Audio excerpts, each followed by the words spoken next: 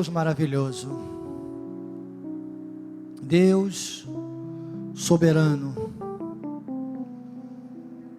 Declaro, Senhor, em oração a Ti, ao ministrar a Tua palavra, como já tenho feito desde o início deste culto, mas agora focado no tema, esta poderosa visão da força e o poder da vida com Jesus. Quero declarar a minha submissão ao trono da Tua graça, ao manto apostólico e profético que cobre este ministério, a visão que Tu tens sobre a vida do apóstolo Miguel Ângelo. Pela Tua graça, sou o que sou. Usa-me. Fala aos nossos corações. Em nome de Jesus. Para a Tua honra e para a Tua glória. Amém e amém. Graças a Deus. Graças a Deus. Obrigado, Kim, meu querido, mais uma vez. Também minha palavra de gratidão pela vida do apóstolo Miguel Ângelo, da bispa Rosana, toda a família apostólica, pela confiança em meu chamado ministerial. Poder estar aqui com você mais uma vez na Escola de Capacitação e Crescimento Espiritual. Aqui na página, a partir da página 43, esse subtema de hoje, a força e o poder da vida com Jesus. Nós estamos hoje já na aula 3, né? Aula 3, e fizemos a primeira aula, a introdução. Na segunda aula falamos como viver a plenitude de Cristo, e hoje nós vamos avançando, é um tema interligado com a força e o poder da vida com Jesus. Então aqui na página 43, a partir da página 43, se você ainda não tem esse livro, você deve adquirir, tem a nossa livraria virtual. É importante para que você possa ter esse material, né, de apoio a tudo aquilo que Deus tem revelado ao nosso ministério. E hoje, como sempre fazemos, eu não te chamo aqui para ler o livro, isso você deve fazer e refazer quantas vezes puder, como eu faço, em leituras e releituras, mas é para que Deus trate conosco de maneira personalíssima, né? Trazendo vinho novo através dessa palavra tão maravilhosa, revelada ao apóstolo Paulo, e hoje ao nosso ministério pela vida do apóstolo Miguel Ângelo. Tem pessoas, olha, nosso capitão Cláudio acabou de me entregar aqui o livro, isso é oxigênio para as nossas veias espirituais. Nós que pregamos e somos esse canal, quando a gente vê pessoas assim, olha que lindo, né? Aconselho você a também ter o seu caderninho de anotação, e o nosso Cláudio tem aqui tudo anotadinho. Olha, parabéns. Ele comentou comigo, eu disse, poxa, quero ver, Cláudio. E ele trouxe hoje, não só eu, como todos que estão aqui presencialmente, vão acessar este culto também, estão podendo ver a sua aplicação, o seu esmero, né, em absorver o máximo, porque quando a gente anota é melhor ainda. Eu estou aqui com o meu caderninho também, amarelo, né, para fazer as minhas anotações, uma bênção, viu? Obrigado, Rosângela. E aconselho você a adquirir um caderninho desse tipo, não precisa ser amarelo, pode ser a cor que você goste mais, é claro, né? E passe a trazer também, traga a sua caneta, faça as suas anotações, porque quanto mais nós meditarmos na palavra, mais nós entramos nessa realidade espiritual. E aqui, depois que o apóstolo Miguel Ângelo, ele começa com esse texto de 2 Coríntios, capítulo 3, versículos 13 e 14, ele diz, não somos como Moisés, que punha véu sobre a face, para que os filhos de Israel não atentassem na terminação do que se desvanecia, mas os sentidos deles se embotaram, pois até o dia de hoje, quando fazem a leitura da antiga aliança, o mesmo véu permanece, não lhes sendo revelado que em Cristo é removido. E o apóstolo faz um comentário, ele diz, quando compreendemos a mensagem da graça, o novo pacto, conferimos no Antigo Testamento suas evidências, o véu é retirado dos olhos, Isso aconteceu comigo. Ele vai explicando essa revelação da graça de Deus no versículo 16, ele diz: quando, porém, algum deles se converte ao Senhor, o véu lhe é retirado.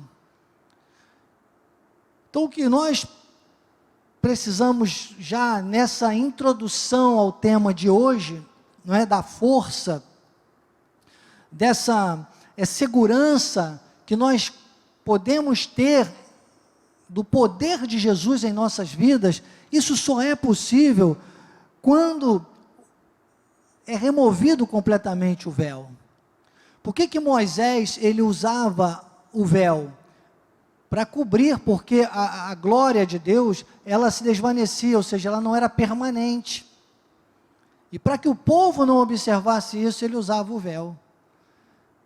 Porque a carne, a lei, ela trabalhava e dependia da carne, era um outro tempo. Hoje não, hoje Paulo está dizendo, hoje, aqueles que se convertem ao Senhor, e bispo, então quer dizer que quem não entender a graça genuína, não vai para o céu, não vai ser salvo. Não, não estou dizendo isso. O Paulo aqui não está dizendo isso. O Paulo está dizendo que se converter ao Senhor aqui, é aquele que, sabe, quando você, vamos pensar aqui, quando você, por exemplo, coloca uma camisa e dobra os punhos, né? Eu tenho lá uma camisa, por exemplo, hoje, que é aquela solar, aquela de proteção solar, só que eu tenho o hábito de puxar toda a camisa que eu coloco de punho, camisas longas, né, de mangas, eu puxo às vezes para ficar aqui, já peguei esse hábito. E eu estava percebendo que eu usava a camisa para caminhar e puxava. Eu falava, mas eu estou pegando sol nessa área aqui do meu braço. Depois que eu percebi isso, eu falei, não, essa camisa aqui não é para puxar.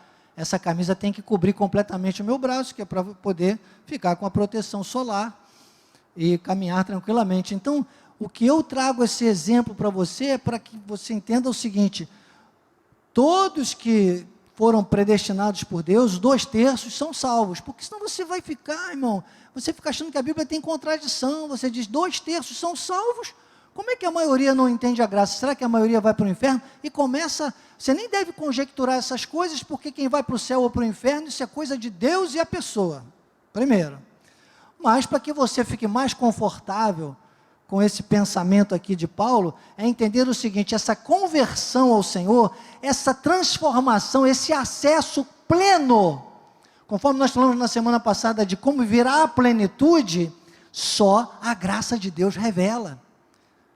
Então está entendendo a importância de você que já conhece a graça de Deus, e você tem que ter até um cuidado, porque a tendência nossa é muitas vezes se deixar arrastar por aqueles que ainda são cegos, e acredite, cegos com relação a essa revelação da graça. O inimigo usa essas pessoas, são brechas, às vezes contra as nossas vidas, sabe, Cláudio? Temos que estar focados, sabe, focados. Uma vez bebeu dessa água da graça de Deus, você tem que buscar esse crescimento cada vez mais, e parabéns que você está aí ligadinho na escola de capacitação. Eu vejo aqui pessoas como nossa Bispa Jane, quer dizer, uma líder, né? Uma líder expoente, outros líderes aqui, que estão sempre ligados conosco, que eu passei aqui, nossa Bispa Ana Caroline, olha, nossa Bispa, minha mana querida, filha do nosso apóstolo, e outras pessoas aqui, nossa família apostólica está sempre acessando também, pessoas que poderiam pensar, que já sabem tudo ou mais, mas são pessoas que entendem que Deus está falando. E se Deus está falando, o apóstolo João diz lá, às igrejas na ilha de Pátmos, ele disse: quem tem ouvidos para ouvir, ouça o que o Espírito diz.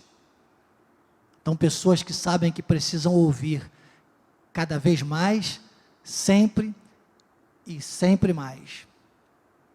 Porque o crescimento denota isso, sabe, esse desejo de você avançar, de você melhorar, você compreender que você pode mais, e que sabendo mais, você vai ter mais acesso a esse poder, a essa visão. Então, pode puxar um pouco mais. Depois eu acabei, agora, comprando algum tempo depois dessa primeira camisa, uma outra que ainda prende aqui no braço, no dedo, né? Quem faz caminhadas entende melhor o que eu estou falando. E eu nem sabia, que eu não conhecia, não usava essas coisas. Depois que eu comecei a usar, até os 40 anos, você acha que nem chove em você, né? O jovem, né? Jovem não usa guarda-chuva, já viu? Ele sai, não precisa, a gente tem que insistir. Eu sei disso das minhas filhas lá em casa, e o meu filho. Então, acha que nem chove nele. Mas depois dos 40 a gente já começa a querer usar a blusa com filtro solar e tudo mais. E agora eu comprei uma outra que depois eu fui ver, ela ainda tinha um lugar para enfiar o dedão. Eu falei, oh, que bênção. Então você prende o dedão aqui, aí ela cobre até aqui, cobre quase tudo dos raios solares, né?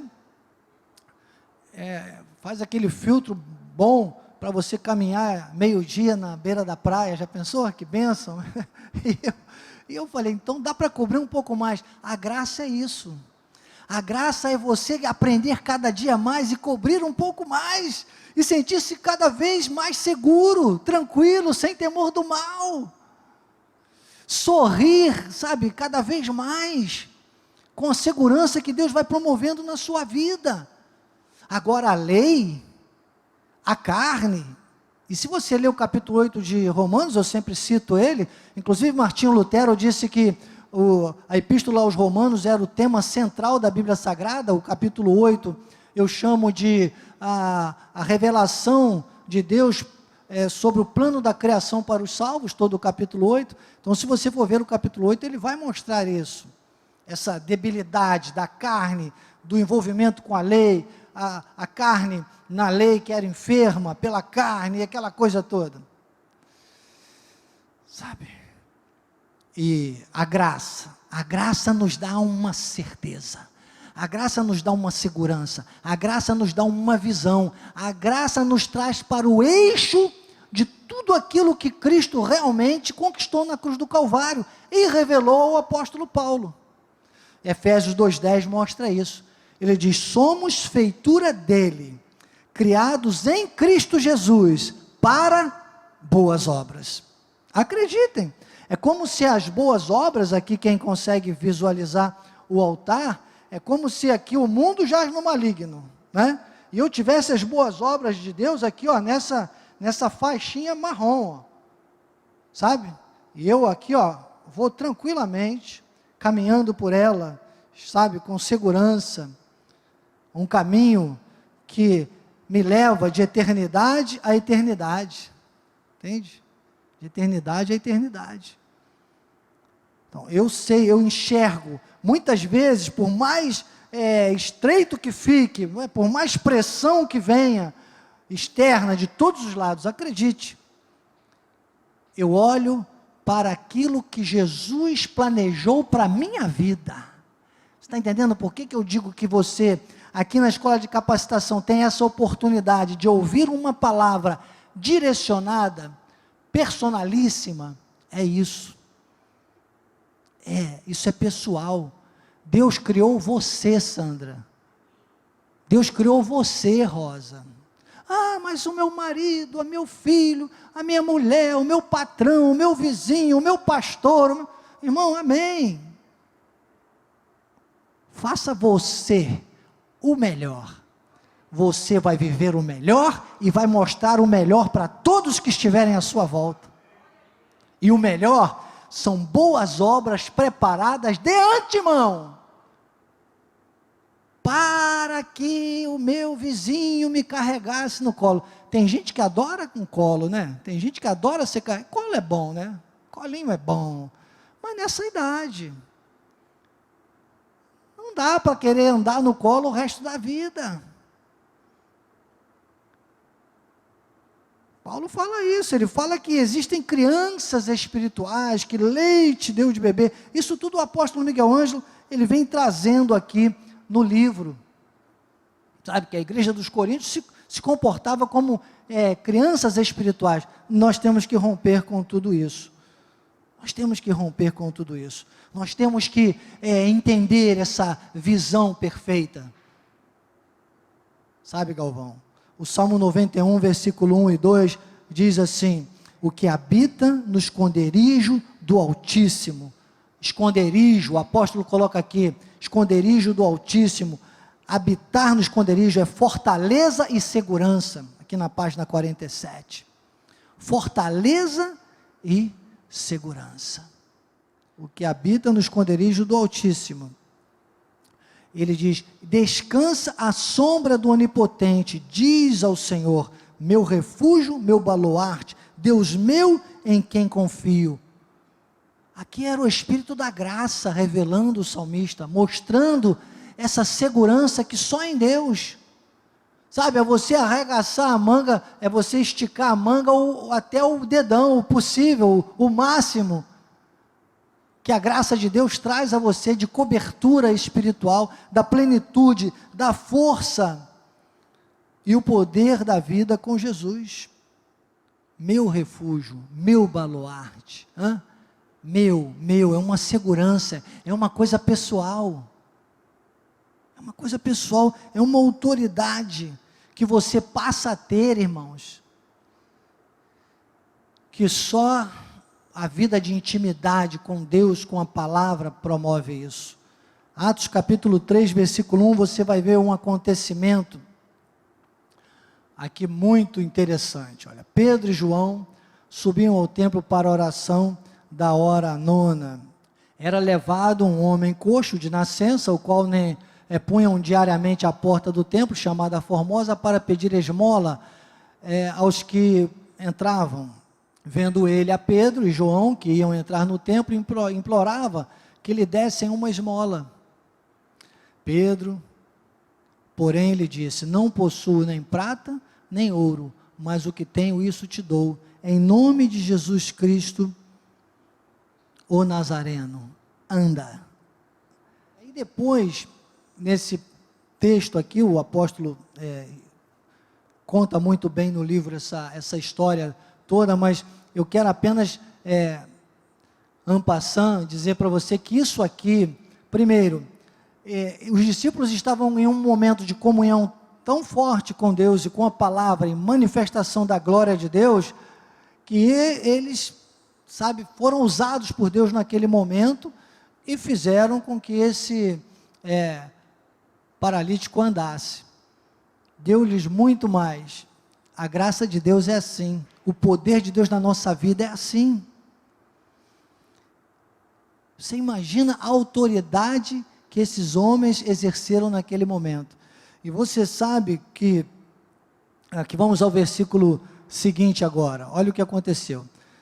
Dali eles começaram a pregar, arrependei-vos, pois, e convertei-vos para serem cancelados os vossos pecados. Vamos a Atos 4 agora, Atos 4, capítulo 4, olha só. Muitos, porém, dos que ouviram a palavra, a aceitaram, subindo o número de homens a quase 5.000. Ressentidos por ensinarem eles, o povo, e anunciarem em Jesus a ressurreição dentre os mortos, os prenderam, recolhendo-os ao cárcere até o dia seguinte, pois já era tarde. Então teve uma complicação aí. E agora, o que nós precisamos trazer para a nossa vida de hoje, é saber o seguinte: quanto mais nós crescermos na graça e no conhecimento, quanto mais nós vivermos a nossa vida pessoal com Deus, quanto mais nós formos testemunhos dessa graça, mais pessoas insatisfeitas vão ter à nossa volta. As pessoas não vão compreender. E olha que aqui surgiu até os da lei se avolumaram aqui de uma maneira que foi complicado para eles, mas eles não se renderam, eles reagiram, eles sabiam, eles tinham esse sentimento que é pessoal, é personalíssimo, eu volto a dizer, é personalíssimo. Ninguém pode parar você, irmão, ninguém pode me parar, ninguém pode nos parar mais. Vão tentar, acredite, vão tentar de todas as formas, mas nós vamos continuar nessa viés de segurança com Deus. Diga, é com Deus. Diga, é entre mim e o Senhor. Entende, Valéria? É pessoal. É difícil? É difícil. mas não é impossível. Na carne, totalmente. No espírito, há uma segurança, há um eixo. Há um eixo, porque você começa a ver essa afinidade pessoal com Jesus. 1 Coríntios capítulo 6, versículo 17, Paulo diz, mas aquele que se une ao Senhor é um espírito com Ele. Um espírito com Ele. Nada pode. Claro que, bispo, a gente não vai sentir, o primeiro momento vai sentir. Claro, o primeiro momento, a carne, ela é sensível, ela é frágil. Todos nós somos seres humanos. Seres humanos. Só que nós somos seres humanos, estamos vivos, estamos respirando, mas nós temos um Espírito Consolador que atua de uma maneira incisiva. Quanto mais nós enxergarmos isso, mais rápida a nossa reação na vitória, nosso posicionamento na vitória vai funcionar. A gente enxergar as boas obras preparadas de antemão, vai funcionar. Efésios 4,13 diz, até que todos cheguemos à unidade da fé, do pleno conhecimento do Filho de Deus, a perfeita varonilidade, a medida da estatura da plenitude de Cristo. A graça de Deus é para promover isso. É esse avanço, é esse crescimento. Então, tem que ser pela graça, tem que ser por esse crescimento. Poucos vão experimentar isso, amado. Acredite, poucos. Você é um privilegiado. Você é um privilegiado. Deus não te trouxe aqui hoje, numa terça-feira, ou não te ligou pela internet, por um acaso. Deus quer que você avança nesse conteúdo, que você sinta esse eixo espiritual, que vai te dar essa segurança. Um momento, acredite, de maior insegurança, de maior instabilidade, que o mundo está vivendo. E tem muito cristão por aí, muito filho de Deus, super amedrontado, desestabilizado, se escondendo, com medo, como criança. Como criança, inseguro, assustado, amedrontado, acuado.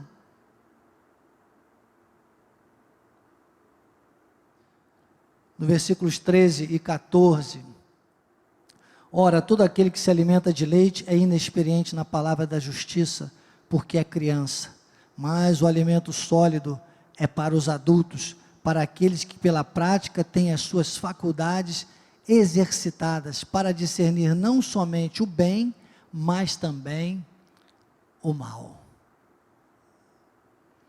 2 Timóteo capítulo 4, versículos 3 e 4, diz assim, pois haverá tempo em que não suportarão a sã doutrina, pelo contrário, cercar-se-ão de mestres, segundo as suas próprias cobiças, como que sentindo coceira nos ouvidos, e se recusarão a dar ouvidos à verdade, entregando-se a fábulas. Não é fácil não, irmão. Viver a sã doutrina, pregar a sã doutrina, não é fácil, porque a maioria vai se deixar levar pela carne. A maioria vai ser salvo como pelo fogo. Mas Deus tem um povo seleto para viver essa graça. E é difícil, porque ele diz, olha, não suportarão a sã doutrina, cercar-se-ão de mestres segundo as suas próprias cobiças, ou seja, coisas do mundo, coisas da carne, como sentindo coceiras nos ouvidos, sabe, é aquela tendência, essa coceira nos ouvidos é a tendência da carne. E Tito capítulo 2, versículo 11 a 15 diz, porquanto a graça de Deus se manifestou salvadora a todos os homens, educando-nos para que, renegadas as impiedades, as paixões mundanas, vivamos no presente século sensata, justa e piedosamente. aguardando a bendita esperança e a manifestação da glória do nosso Deus e Salvador Jesus Cristo, o qual se deu por nós a fim de remir-nos de toda a iniquidade, purificar para si mesmo um povo exclusivamente seu, zeloso de boas obras. Diz estas coisas, exorta e repreende também com toda autoridade, e ninguém te despreze. Aqui é um recado que eu recebo para a minha vida, né? Você imagina, está ministrando escola de capacitação, crescimento espiritual, não é fácil não, irmãos. Nas igrejas locais, na diretoria de missões, buscando esse eixo da graça, você não imagina como esse ministério é assediado o tempo todo por pessoas que querem a vantagem da graça, mas não querem viver a graça. Não adianta. Alguns atingem a vantagem da graça, momentaneamente, por aparência, mas não vivem a graça, não tem substância. Outros vivem o pacto da graça, porque é só ele que está vigorando. Então acreditem, Deus não está fulminando ninguém porque pecou, Deus não está abrindo mais fendas na terra, não. Tudo que está acontecendo hoje, é pandemia, Deus mandou pandemia. Não, Deus não mandou pandemia. Isso é um processo involutivo, eu não falei evolutivo, eu falei involutivo, de destruição, de degradação, que este mundo caminha, que a humanidade caminha, são as coisas previstas. Mas não que Deus esteja mandando para punir isso, punir aquilo, não, porque teve o carnaval. Não, irmãos, são resultados, são causa e consequência, tá? Aquela brincadeira que os jovens gostam. O trato de Deus hoje é totalmente na graça, é ver-nos purificados com o sacrifício da cruz do Calvário. Alguns estão aqui vivendo isso, mas não sabem, o que eu estou dizendo é isso, não experimentam na sua totalidade, e Deus tem chamado você a experimentar isso na totalidade.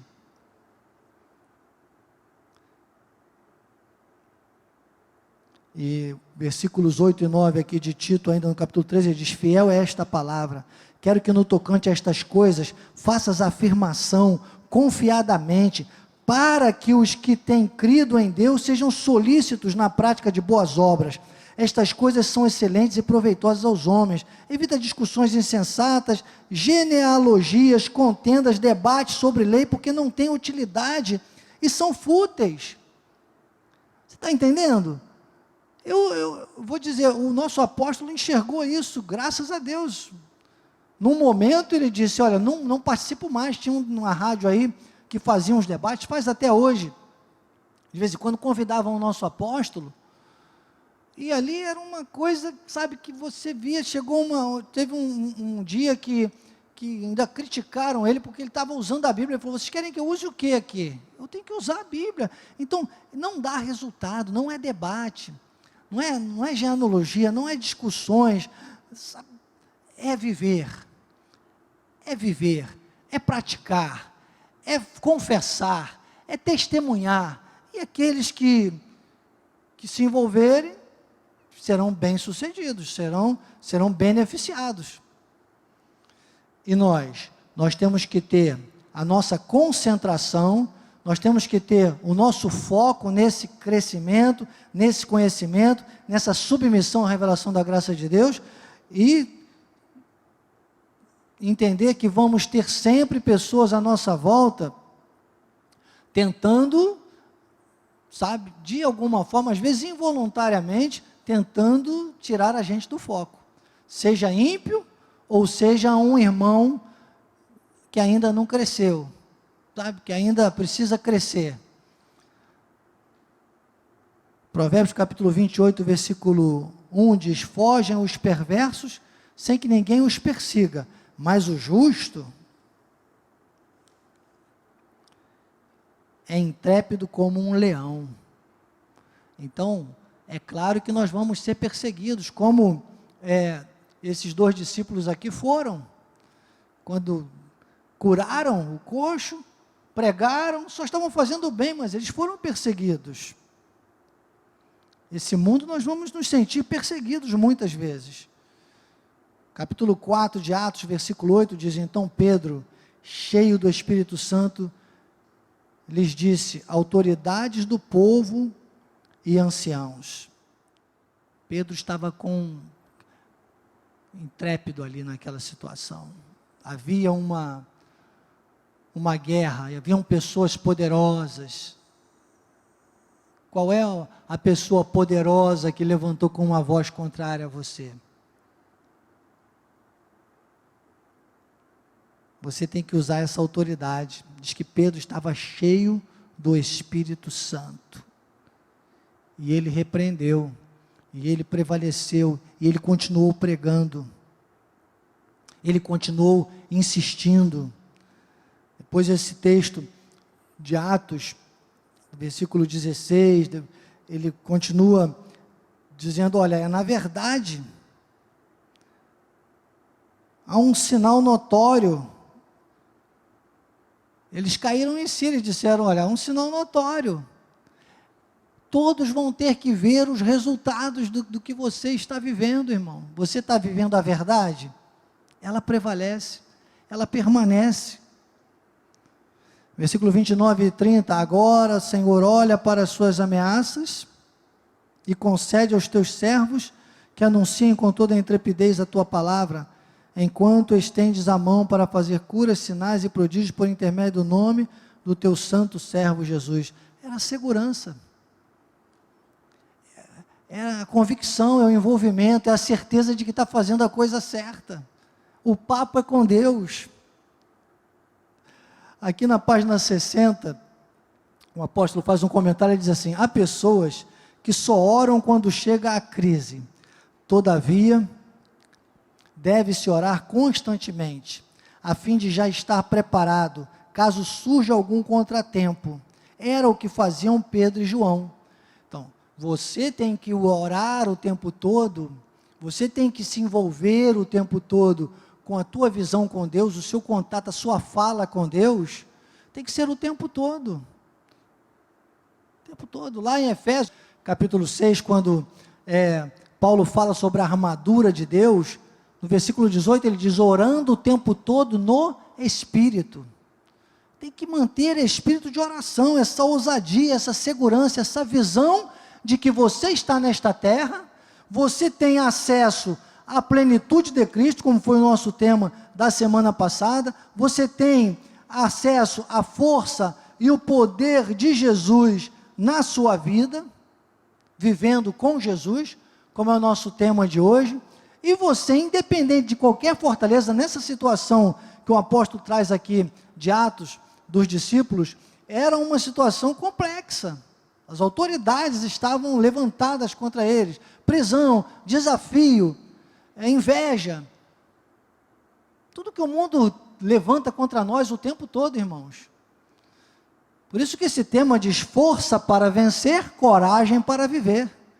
Haja graça, haja força, haja coragem, há na vida com Deus, na segurança com Deus. E exatamente aqui no capítulo 8 de Romanos, que é o tema central da Bíblia Sagrada, que Paulo traz no versículo 37 em diante, ele diz: em todas estas coisas, olha a segurança, olha o eixo espiritual, olha o resultado do envolvimento da vida com Deus, em todas estas coisas. Eu gosto desse entre vírgulas, sabe? Eu gosto dessa versão revista atualizada João Ferreira de Almeida, porque ele diz porém, quer dizer, tem um porém, irmão, não interessa o que o mundo está vivendo, não interessa o que dizem as estatísticas,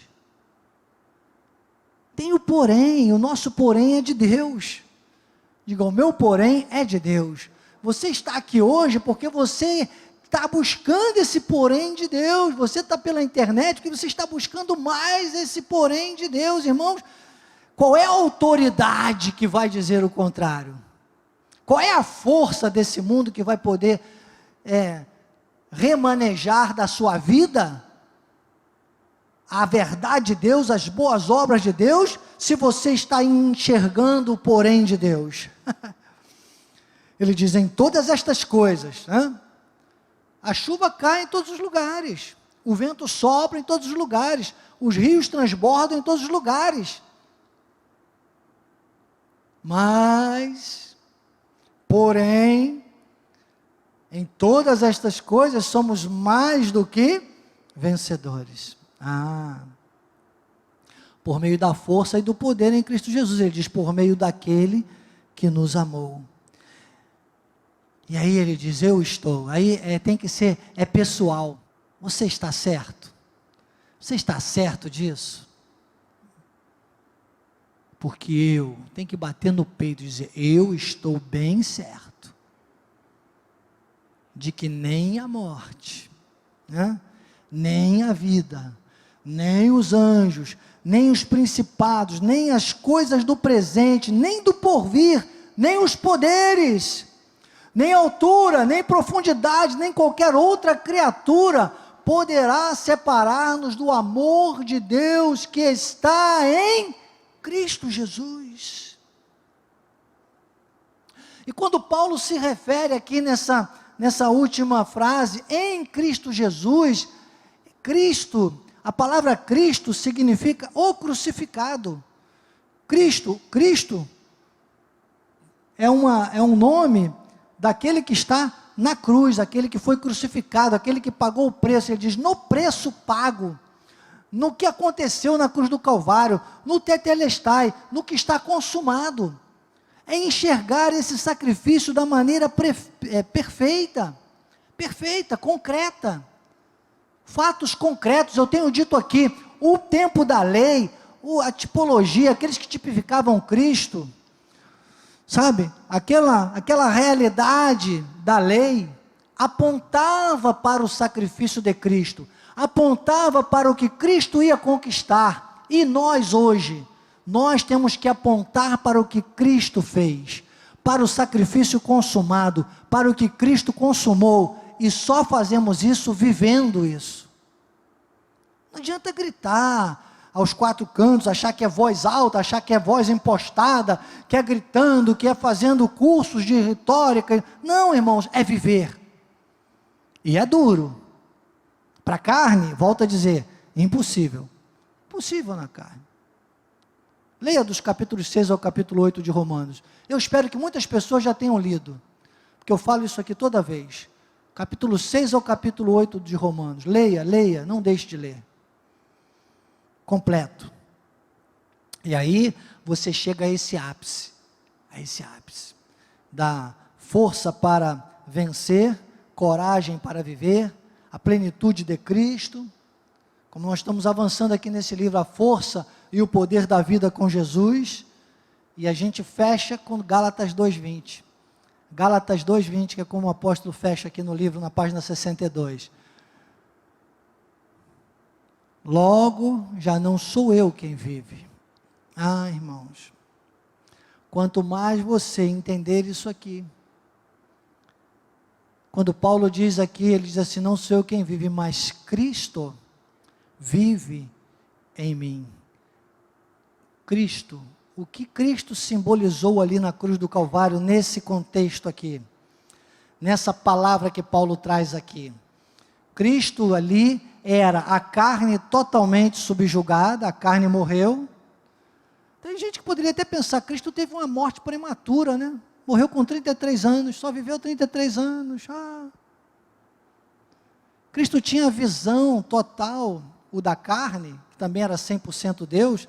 Se você ler o livro A Deidade de Cristo, você vai entender isso. Muito bem, se você ler Jesus nos dias de sua carne era o véu, são livros do apóstolo, você vai entender muito bem isso também. Mas o Cristo da carne precisava morrer. E foi aos 33 anos, poderia ser qualquer outra idade, foi o tempo de Deus.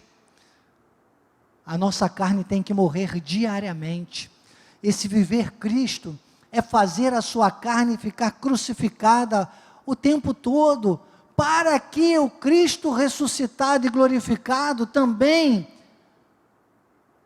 apareça na sua vida.